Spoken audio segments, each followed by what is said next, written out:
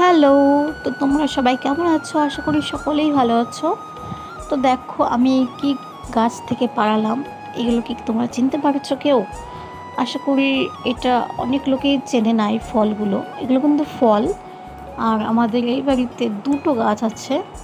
এইগুলো কিন্তু লিচুর মতো দেখতে, কিন্তু লিচুর মতো খেতে না, অনেকটা লিচুর মতোই, কিন্তু কিরকম একটা অন্যরকম গন্ধ এর ভিতর।